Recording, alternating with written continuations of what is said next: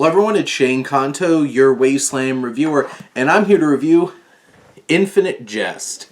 And this is from David Foster Wallace, who I really was interested in checking this book out after I watched End of the Tour, which is a film from A24 starring Jesse Eisenberg as a reporter, journalist who comes and interviews David Foster Wallace, played by Jason Segel, who's absolutely fantastic in that role.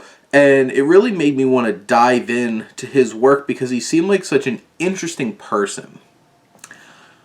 Oh boy, this is an interesting read. Oh, like 980 pages of this towering and complex and challenging dark comedy. And like some of the pull quotes on the back, like a gargantuan, mind-altering comedy about the pursuit of happiness in America. This is about so much, utilizing so much, challenging you so much. I was tempted to not make this video because I feel like there's so much that I have to process here.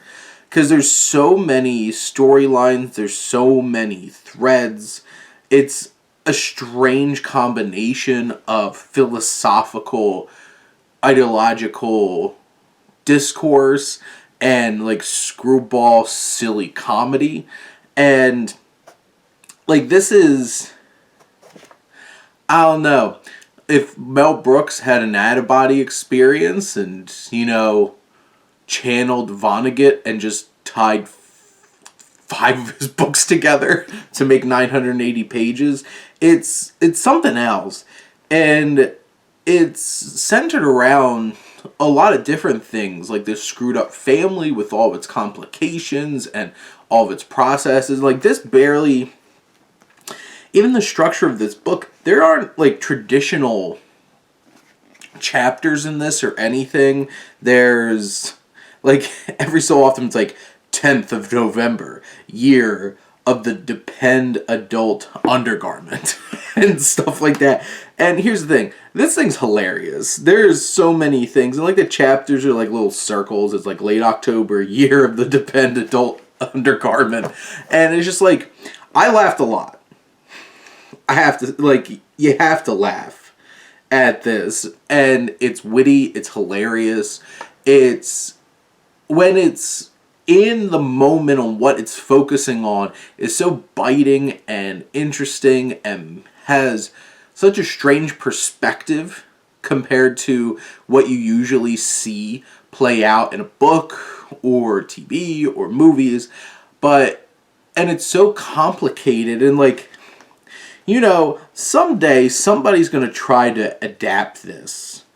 And I'm just going to look at that person and be like, what the hell are you talking about?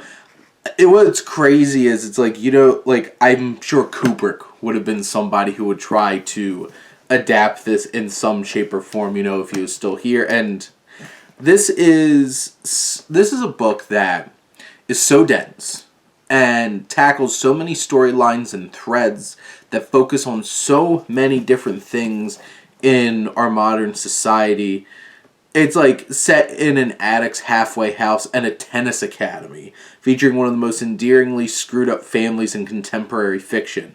Like, these are the kinds of things, it's like drugs and addiction, there's terrorists and tennis academies, and like all these different kinds of random things all thrown together, all pulled together by ideas and ideologies and humor and the American dream and what we hope to get out of our existence. And this is such a contemplative experience, sitting through and reading this whole entire book and trying to process what was going on in David Foster Wallace's head and understanding his perspective. There's things that are obvious, like when it's biting and commentating on certain aspects of our existence. I think the biggest challenge is processing all of it, because there is that much of it to process. Like, I kept holding it up like this and you can't tell, but like, this is a thick book. It has a lot going on. I do think for those bold and adventurous readers out there.